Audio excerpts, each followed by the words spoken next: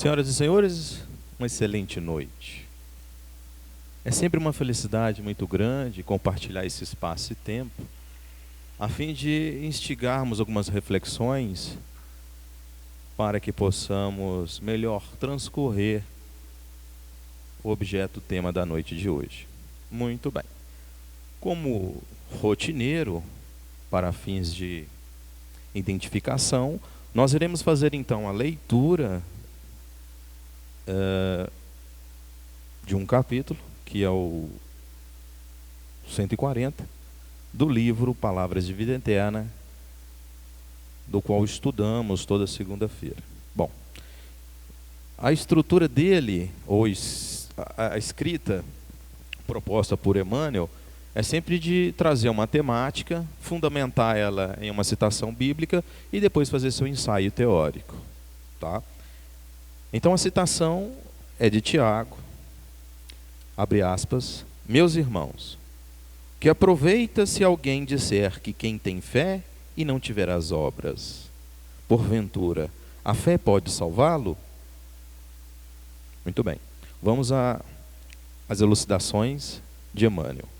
Estranha a norma do homem quando julga possuir as chaves da vida superior, simplesmente por manter a fé, como se bastasse apenas convicção para que se realize serviço determinado. Comparemos fé e obras como a planta e as construções. Sem plano adequado, não se ergue edifício em linhas corretas.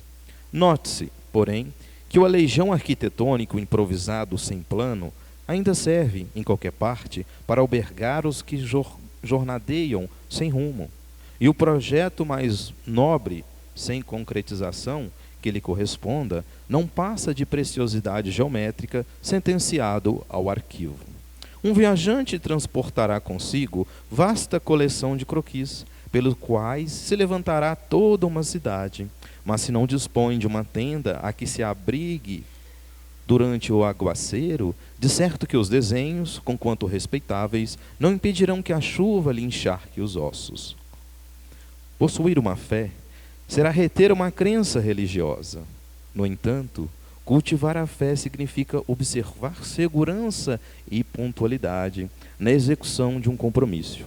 Ninguém resgata uma dívida unicamente por louvor o credor. À vista disso, não nos iludamos. Asseguremo-nos de que não nos faltará a bondade divina, mas construamos em nós a humana bondade. Por muito alta confiança, se alguém no poder maior do universo, isso, por si só, não lhe confere o direito de reclamar o bem que não fez. Muito bem. Então, como de praxe, eu gosto aqui de citar algumas curiosidades sobre o evangelho escolhido por Emmanuel, Tiago. Tá? E Tiago, de certa forma, havia muitos homens importantes no Novo Testamento que lhe chamavam Tiago. Tá? O autor identifica-se, como por exemplo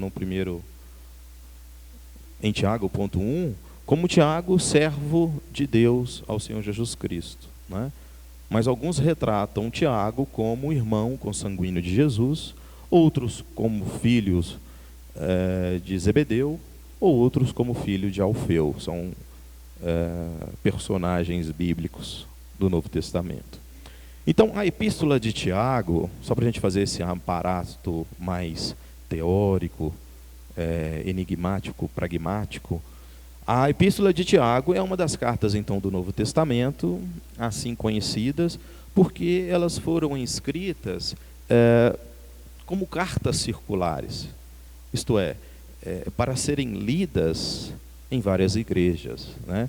Ao contrário, por exemplo, das epístolas de Paulo, que eram enviadas a igrejas específicas ou a determinados indivíduos. Né?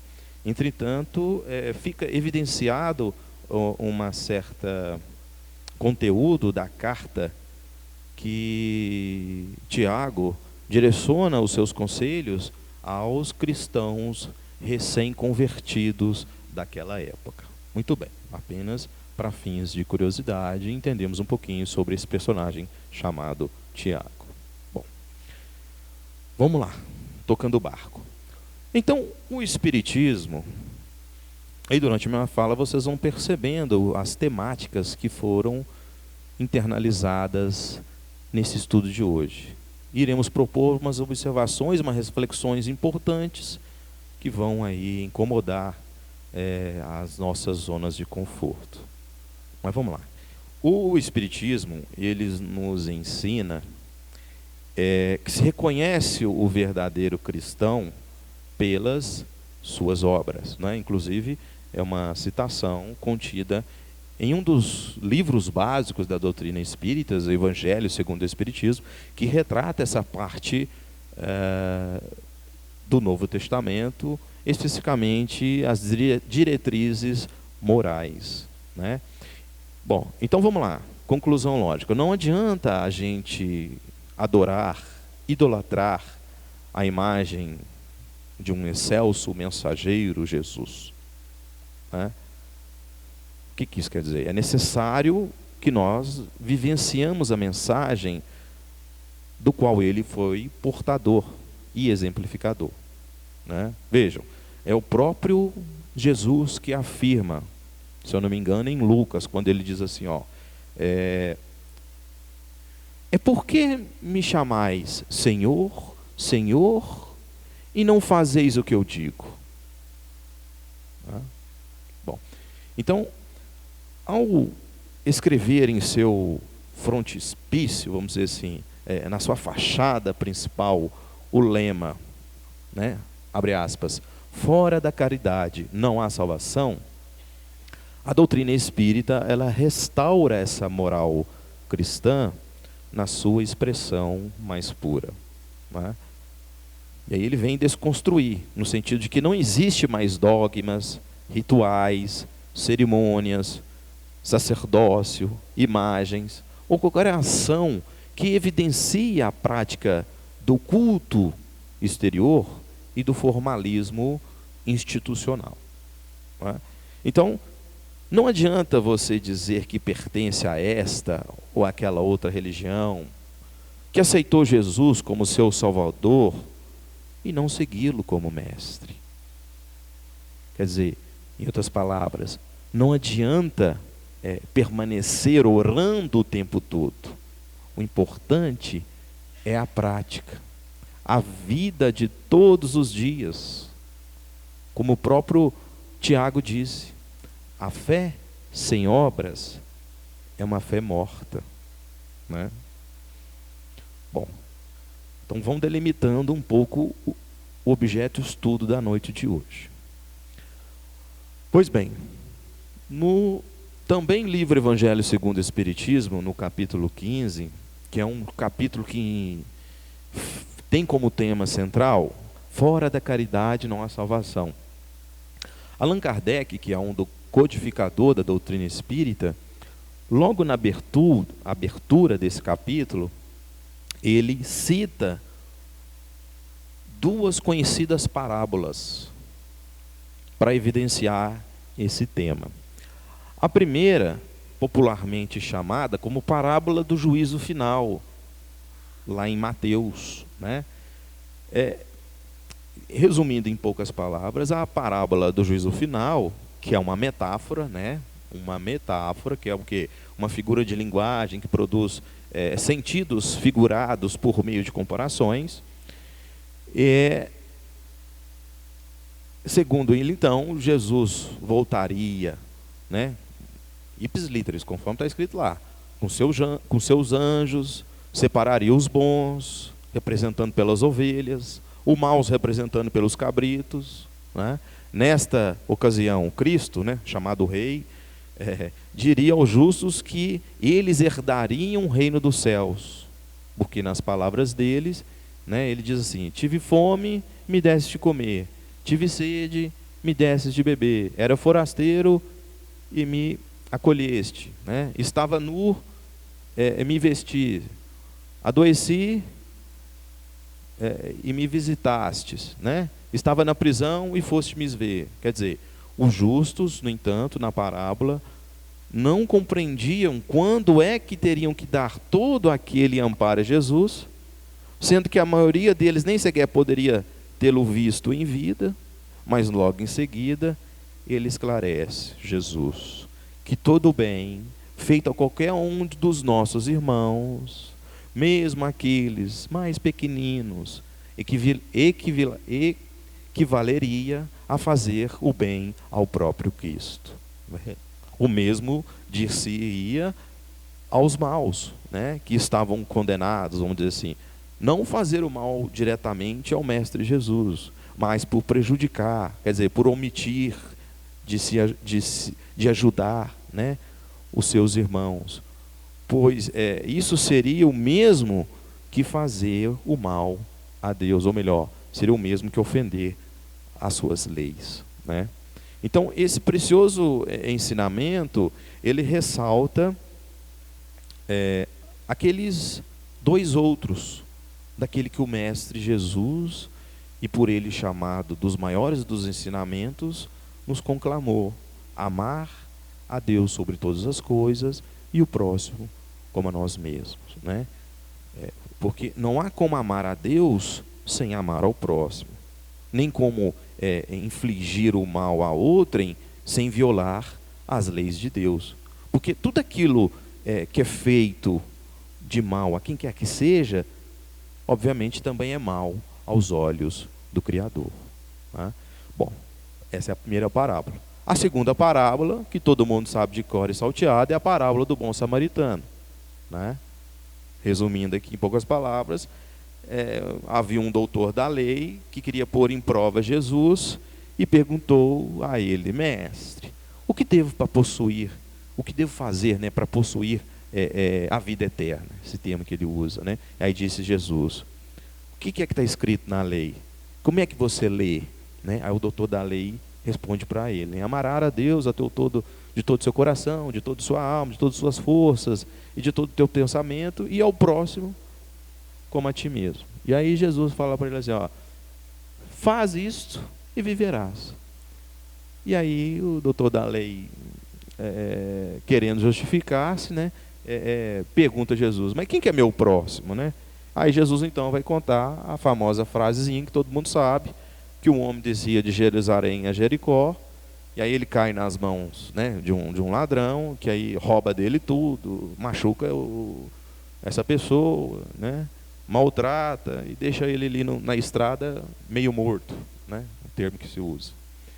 E aí, por acaso, passa pelo caminho um sacerdote que passou, deu mala.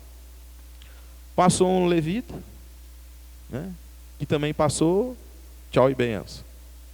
E passa o quê, então? Um samaritano que viajava, comoveu-se de compaixão, aproxima, né, atoa as feridas, né, passa o azeite, o vinho, que era uma preciosidade na época, nas feridas, coloca ele sobre a sua montaria e leva ele a uma hospedaria, né, e lá trata dele, né. No dia seguinte ele tira os 2 ordenários, né, ordenário, passa para o hospedeiro e fala assim: trata dele, se gastar mais, quando eu voltar pode deixar que eu reponho, né? E aí Jesus pergunta para o doutor da lei: qual desses 3 parece ter sido o próximo daquele que caiu na mão dos ladrões, né? Aí responde o doutor da lei: aquele que usou a misericórdia para com ele. Ou seja, aí Jesus vira para ele e fala: vai e faz tu mesmo, né? Então, qual que é a essência ética disso aí? Jesus coloca o samaritano, que era considerado o herético, que é aquele que era contrário, quer dizer, aquele que se envolve de heresia na época, né, que era o infiel, acima do sacerdote, que é um religioso, e o do levita, que era o quê? Os judeus ortodoxos seguiam rigorosamente as leis da sua religião. Quer dizer, o Divino Mestre, ele utiliza dessas personalidades poderosas da sua época para mostrar aos homens que todos somos irmãos. Que o quê? Que o orgulho é a causa da queda, por tornar cego às criaturas, com relação aos seus deveres, né? E que perante Deus não há, quer dizer, heráticos, não há infiéis, nem ortodoxos, que a única salvação é a caridade, né? Então não basta, nem é preciso ser doutor da lei, nem sacerdote, nem levita, nem assistir a cultos ou cumprir mandamentos desta ou daquela igreja, para ter, como dizer assim, a vida eterna, né? Não basta ter conhecimento da Bíblia, das Escrituras Sagradas. É preciso, sobretudo, empregá-las em benefício do próximo. Porque a fé sem obras nada vale. O que importa realmente não são os credos, nem os rituais, mas os bons sentimentos. Porque é através deles que nós entraremos aí no chamado reino dos céus, né? Uma figura de linguagem. Então, vejam, nós devemos estar sempre prontos para socorrer quem sofre, sem fazer qualquer assim, indagação ao necessitado. Meu amigo, nunca pergunte, nunca procure saber qualquer coisa daquele que você pode e deve auxiliar, viu? Não se interessem em saber se é pobre, se é doente, se é necessitado, se é espírita, se é católico, se é judeu, se é protestante, se é pessoa branca, se é pessoa de cor, né? Não se interessa em saber quais são os ideais que ele professa, ou a política que ele acompanha, né? Quer dizer, não cultive no coração os odiosos preconceitos da raça, da religião, da cor. Que nesse momento você possa enxergar somente a dor do próximo, para aliviá-lo, como fez então o bom samaritano, né? Então vejam, ambas parábolas tratam desse tema salvação, né, entre aspas, que é tão, vamos dizer assim, caro aos teólogos cristãos e aos religiosos em geral, né?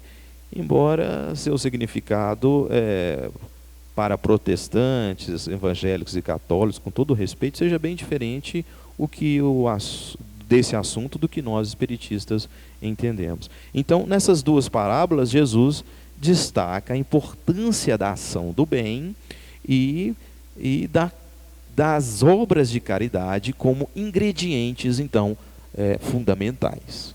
Muito bem, muito bem. Vamos prosseguir aqui o nosso raciocínio no seguinte contexto. Então, nesse mundo de expiações, que é classificado de uma forma didática o planeta Terra, que ora nós estamos convivendo e que nos expõe a todo instante diante dos clamores de justiça, às vezes nos causa um certo espanto, porque parece não haver preocupação com a verdadeira justiça. É aquela que pertence, aquela que não pertence aos homens, né? E que às vezes basta ter fé em alguma crença para facilmente a gente, às vezes, poder se isentar-se de sentimentos de culpa. Sendo assim, como ficariam então os prejudicados? Então, nós cristãos, mais especificamente os espíritas, não só sabemos teoricamente na prática, mas sobretudo por demonstrações mediúnicas, que isso não passa, como se diz, de um ledo engano, né? Então, dos textos evangélicos, nós observamos assim uma estreita relação entre a existência, a fé, obras e servir, que sintetizam as missões terrenas, né? Porque, entre aspas, seremos julgados segundo as nossas obras, né? Então, a fé sem obras, ou serviço edificante na prática do bem, é morta. Essa é a premissa. Bom, então, para isso, eu gostaria de compartilhar com vocês aqui algumas reflexões sobre as dimensões da fé. Isso mesmo, dimensões da fé. Essa pequena palavrinha de apenas 2 letras, né? Uma sílaba, mas de uma importância crucial para a nossa evolução espiritual. Vamos lá. Então, a palavra fé tem origem no grego, né? Pisia, que indica a noção de acreditar, e no latim, fides, né? Que remete para uma atitude de fidelidade. Muito bem. A fé, ela é, vamos dizer assim, um atributo de segunda ordem do atributo principal, que é a inteligência. Vai ficar um pouco filosófico, vamos deixar o cérebro esquentar. Então, a fé também é um atributo do espírito. E ela se localiza, obviamente, então, no espírito. E ela é proporcional ao seu nível evolutivo. O que isso quer dizer? Quanto mais espiritualizado, mais evoluído o espírito maior é o seu potencial de fé. Muito bem. Então, para melhor compreendermos o que é a fé, de uma forma didática e pedagógica, nós vamos dividir a fé em 3 dimensões. A primeira dimensão da fé é a confiança. Muito bem. Confiança. A confiança é o quê? A certeza íntima, absoluta, na existência e na perfeição divina, que se manifesta através das leis imutáveis, que alcança todos nós em todo o universo. Então, essa perfeição se manifesta na bondade, na justiça, na misericórdia e no amor de Deus. Logo, a confiança é a certeza íntima, absoluta, nesses atributos de Jesus. Confiança como primeira dimensão. Bom, a segunda dimensão da fé é a razoabilidade. Razoabilidade, que é uma das características da inteligência. Atributo espiritual. A razoabilidade nada mais é do que a capacidade de compreender e agir no mundo nas soluções das dificuldades e dos desafios que Deus nos proporciona diariamente para incentivar a nossa própria evolução. Razoabilidade. Muito bem. A terceira dimensão da fé tem que ser, então, a ação. A ação que representa a manifestação da coerência, da confiança, da razoabilidade com a prática cotidiana. Veja, a ação, então, começa pelo pensamento, que é a ação do espírito, que passa pelas palavras, expressões, gestos e chega às atitudes, que por sua vez criam os hábitos e formam o caráter. Sequência lógica. Então vejam, nós então, a partir disso, só podemos entender a fé se nós considerarmos essas 3 dimensões. Pois bem, a ausência de uma dessas dimensões, a fé se torna uma fé, vamos dizer, doente, uma fé aleijada, uma fé fracionada, uma fé que realmente não vai proporcionar aquilo que se deveria proporcionar, qual seja a evolução espiritual. Bom, então vamos estudar um pouquinho mais dessa fé doente.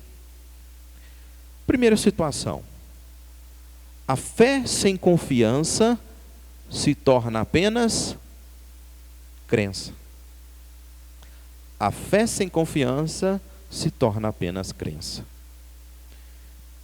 Então, resumindo, não podemos mudar nossos pensamentos, sentimentos e as nossas atitudes perante o mundo. A fé sem confiança, ela fica apenas na superficialidade.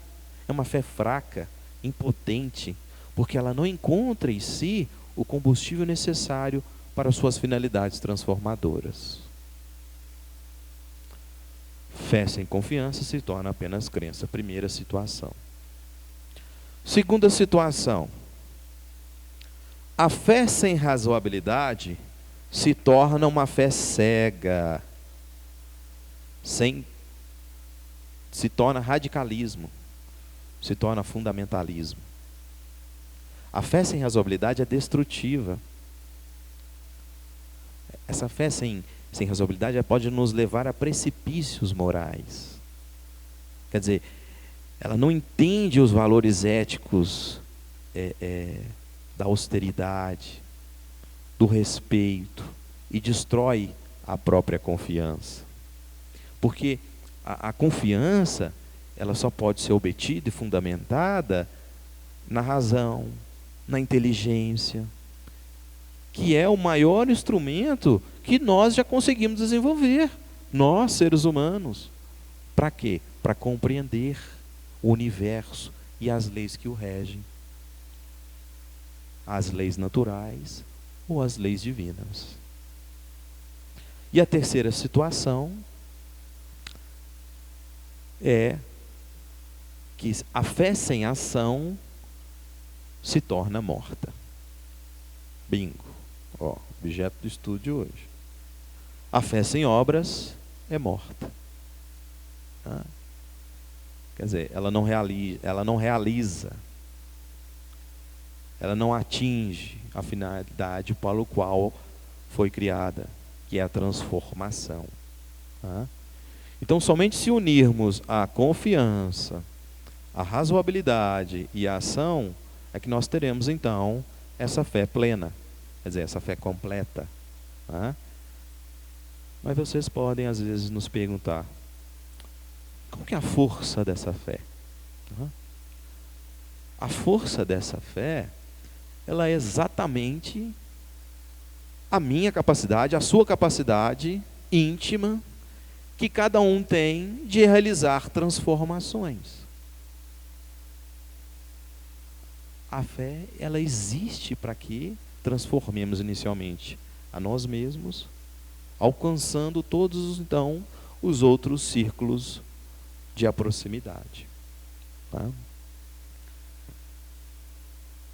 Então, vejam, a fé, ela existe para que, tendo confiança no sentido da vida, na perfeição das leis que regem todo o universo, na sabedoria e justiça divina, para que nós possamos mudar nossa relação conosco mesmo e com o próximo. Quem realmente tem fé, ou seja, confiança nessa sabedoria divina, duvida. Será que perde o sentido de que tudo que acontece conosco? Será que duvida que às vezes haja um sentido para as mais difíceis doenças que acontecem conosco ou para com os nossos entes queridos? Será que duvida que existe um sentido para a morte e para aquele que nos visita, mesmo naqueles que nos são os mais queridos? Será que às vezes duvida que as dores do corpo e da alma têm um sentido nobre e que importam para a evolução de cada um de nós? Então, para quem tem confiança, mesmo que tudo pareça negro, tudo faça duvidar da beleza e da bondade de Deus, que tudo leve a gente às vezes ficar desesperançoso, a perder de fato as esperanças, ainda assim ele tem a confiança de que existe algo que ele ainda não sabe, mas que de alguma forma aquilo acontece com ele é para o seu próprio bem, né? Veja, é a confiança que nossos filhos pequenos têm em nós, enquanto os pais que queremos protegê-los, né? Que queremos guardá-los de todo o mal, né? Que ao mesmo que a gente às vezes tome algumas decisões que eles não compreendam, por exemplo, como evitar chupar balas em excesso, né? Comer doce demais, ou tomar uma vacina, né?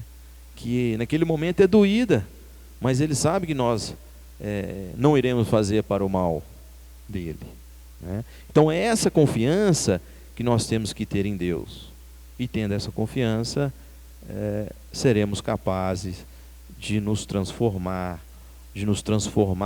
nas atitudes negativas perante aquilo que conosco nós não ainda compreendemos, né? Aquelas grandes desilusões, aquelas fatalidades que às vezes nós não podemos evitar, né? Aquelas angústias da alma, quer dizer, é saber acatá-las com dignidade, sem revolta, né? Sem aumentarmos a própria dor e rogando a Deus que não retire de nós, mas que tenhamos força para suportá-las, né? Deixaremos então de murmúrios, né, de reclamações, deixaremos às vezes aquelas atitudes azedas que muitas vezes nos afastam dos próximos e às vezes de nós mesmos, né? Então tudo isso é uma transformação interior que essa confiança, razoabilidade e ação ela faz, né? Então mudaremos inicialmente os nossos pensamentos, a nossa forma de encarar os problemas, e posteriormente nós mudaremos também as nossas palavras, as nossas expressões, os nossos gestos e as nossas próprias manifestações, né? Então seremos aquelas pessoas que mesmo na dor, que mesmo no sofrimento, não estando bem como gostariam de estar, nós seremos capazes de transmitir esperança, conforto e sorrir, porque nós estaremos mudando as nossas atitudes. Tudo ainda fundamentado numa razão, né? Sabendo, compreendendo que isso é o melhor para nós, que isso é a melhor atitude razoável a ser tomada. Por quê? Porque a própria razão nos indica, né? Então, o que adianta então a revolta? O que nos adianta a agressividade? O que adianta o azedume, né? O que nos adianta afastar das pessoas e das próprias cargas negativas que emanamos, né? Então, a fé é essa certeza do bem, né? É essa inteligência, é a razoabilidade do bem, é a ação do bem, tá? A força da fé é essa força transformadora que cada um de nós pode e deve realizar, né? Se nós não tivermos fé, nós não realizamos nada. Mas se tivermos a fé plena, né? Quer dizer, pequenina como um grão de mostarda, nós diremos a esse monte, né? Saia daqui e vai para lá, e o monte sairá. Haverá uma transformação, uma realização do trabalho. Mas obviamente o monte não vai se deslocar daqui para colar sozinho, por uma ordem verbal, né? Por uma crença, sem utilizar a razão, ou se eu não agir, né? O monte ele só sairá de lá a colar se eu colocar a minha inteligência a favor disso. Se eu tiver a confiança que conseguirei transportar essa montanha, né? E finalmente, se eu tiver o quê? A atitude para fazer isso, né? Seja com uma pazinha, seja com um carrinho de mão, mesmo que demore aí anos, milênios, mas eu usarei a minha capacidade de transformar aquela montanha. Se eu tiver confiança, usar as minhas capacidades intelectuais, por meio de diversos meios, né, e diversas formas de transportar essa montanha, e finalmente, se eu de fato agir, que é o que importa, né? Então esse é o poder da fé. Nada nos será impossível se eu conseguir alinhar, então, a confiança, a inteligência e a ação. Então, eu falei 5 minutos, mas vai mais 10, viu, pai? Segura a bronca aí.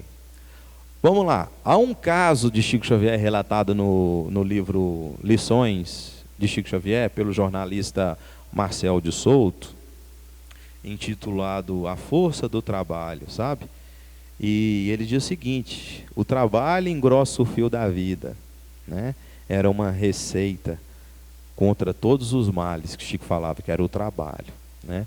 E os amigos mais íntimos, relata o jornalista, que Chico sempre deixava escapar um trocadilho, sabe? Que quase infame, quando via multidões de plantão ali na calçada, em frente à casa dele, à espera de um contato com ele, né? E aí ele sempre falava assim, ó, pá, de pá, pá, pessoal, pá. E aí acenava de longe, quando já estava doente nessa época, né? E os admiradores retribuíam, né, sem entender o recado, né? E aí no centro espíritas, né, diante daquelas longas filas, né, Chico comentava com os companheiros mais próximos dele, né, que ele dizia assim, ó, alguns aí não precisam de tanto passe, precisam de pá, né? Quer dizer, o trabalho para Chico era sempre o remédio contra a depressão, o desespero, a apatia, né, a falta de vontade de viver, né? Mas o remédio mais poderoso, mágico mesmo, nas palavras de Chico, era o trabalho em favor do outro, né?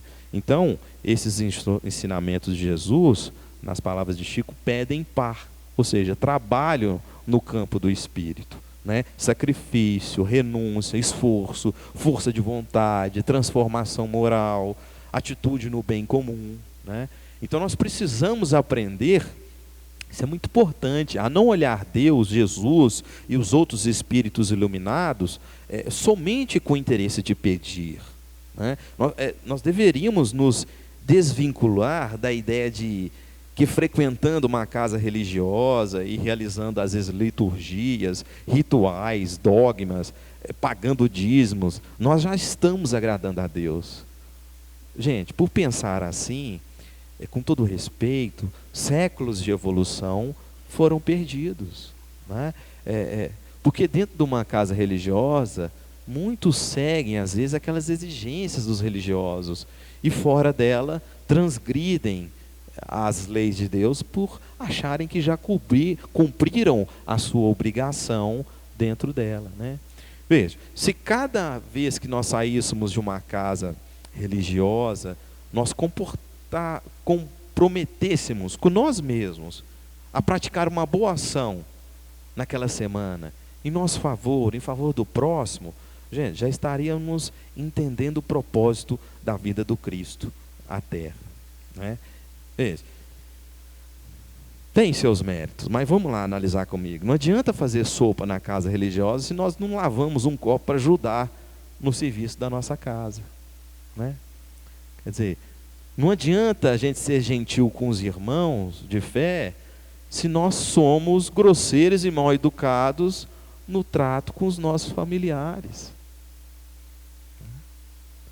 Não adianta arrecadarmos alimento aos necessitados se não passamos nas necessidades dos nossos parentes, né? Mas, tem mais, não adianta caminhar quilômetros para visitar um templo religioso se não visitamos nossos pais, né? Não adianta dizer que amamos Maria, mãe de Jesus, se não honramos, respeitamos às vezes, explorando nossas mães. Não adianta querer pedir o perdão a Deus se nós não perdoamos ou relevamos uma ofensa. Não adianta pedir paz para o céu se retribuímos o mal com o mal, né? Não adianta pedir saúde se acabamos com ela quando colocamos bebida alcoólica, fumo, comemos demais no nosso corpo físico. Quer dizer, não adianta idealizar igualdade na divisão de renda se às vezes nós brigamos na herança, na partilha dos bens da família. Mas infelizmente muitas pessoas só buscam o centro espírita para solucionar problemas, para pedir algo, sendo que o espiritismo, ele explica a causa dos problemas, a necessidade da transformação moral, da prática da caridade com o próximo, e com nós mesmos, e com os outros, né? Muitos querem atacar os efeitos das suas dores e aflições, ao invés de atacar as causas, né? Então é preciso agir na prevenção, buscar Jesus, Maria e os outros espíritos evoluídos, para aprender seus ensinamentos e colocá-los em prática onde nós estivermos, né? Porque ele deixou bem claro, a fé sem obras, ela é morta. Ou seja, acreditar nele e não fazer o que ele pediu é inútil, né? Fé é crer em Jesus, que quer nos transformar em pessoas melhores. Mas para isso nós precisamos estar dispostos a querer nos modificar. Ele não estende a mão todos os dias. Quer dizer, ele estende a mão para nós todos os dias, né? E nós estamos desviando de estender a nossa mão para ele. Como disse Chico, pelas palavras de Emmanuel, o espírita que não se preocupa com a renovação íntima, ainda não compreendeu a essência do espiritismo. O espírita que não se preocupa com a renovação íntima, ainda não compreendeu a essência do espiritismo. Dói. É ruim sair da zona de conforto, mas é preciso. Uma hora a dor aparece, e aí todo mundo vai dizer: se não foi pelo amor, foi pela dor, né? Então não podemos em momento algum esquecer de que a lei é a lei da causa e efeito. Nós podemos escapar da lei humana, não da lei maior. Essa lei que está gravada na nossa consciência, né? Que convive com nós o tempo todo, mesmo quando pensamos que ela não é real. Então, um pequeno comportamento equivocado, que cause mal ao próximo, gente, pode levar às vezes um tempo grandioso para ser reparado, e quase sempre em condições às vezes desfavoráveis, né? Então, temos que fazer o quê? Vigiar, gente, nossas atitudes, nossos comportamentos. Não basta somente crer e ter fé. Não nos iludamos. Possuir uma fé será reter uma crença religiosa, óbvio. No entanto, cultivar a fé significa observar segurança e pontualidade na execução de um compromisso, né? Como diz Emmanuel, ninguém resgata uma dívida unicamente por louvor ao credor. A lei maior é essa lei de misericórdia, mas com justiça, né? O guardião da verdade que está dentro de nós, não tenhamos dúvida, ele nos observa dia e noite, aguardando o momento certo, no cumprimento da justiça imposta pela lei de causa e efeito. Vamos nos vigiar, para que não seja necessário a ação da dor. Como diz Emmanuel, Servir é a metade do êxito. Confiar é a outra metade. Excelente, boa noite para todos vocês. Foi mais um prazer imenso compartilhar esses momentos de reflexão. E que Jesus possa estar sempre conosco, hoje e sempre.